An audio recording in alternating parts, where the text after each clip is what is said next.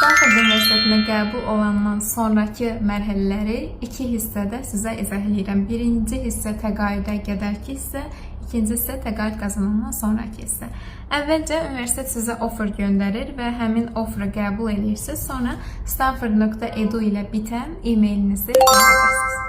İkinci mərhələ bakalavr oxuyacaqsınızsa məktəb attestatınızın və qiymətlərinizin, magistr oxuyacaqsınızsa bakalavr diplom və transkriptlərinizin Stanford Universitetinə göndərilməlidir. Göndərilməni özümüz eləmirik. Stanford Universiteti bu iş üçün World Education Service adlı bir şirkətlə işləyir. Bu şirkət bizim transkriptlərimizin Amerikadakı ekvivalentliyini tanıyır və universitetə onlar göndərir.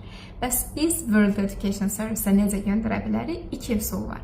Birinci üsul, əgər məktəbin və ya universitetinizin World Education Service ilə digital partnership, digital əməkdaşlığı varsa, asanlıqla elektron şəkildə transkriptlərinizi göndərə bilir.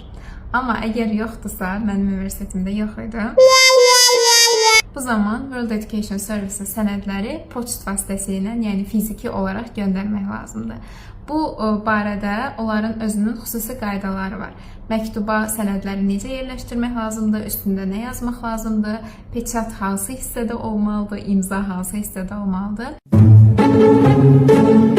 Bu qaydaların hamısını siz özünüz universitetə izah edə bilərsiniz. Çox universitetlərdə bununla bağlı artıq təcrübə var.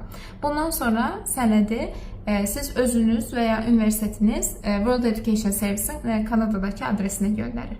Bunun üçün də DHL və ya UPS kimi şirkətlər istifadə edə bilərsiniz. Mən UPS istifadə eləmişdim. Harca 300 neçə manat ödəniş çıxmışdı. DHL-dən daha ucuz idi.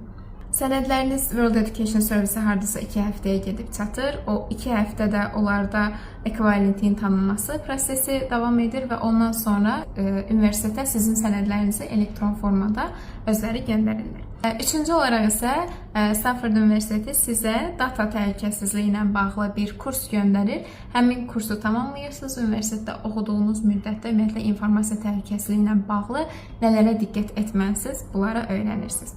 Bunlar təqaüd mərhələsinə qədər olan hissədir. Part 2-də təqaüddən sonrasını danışacağıq.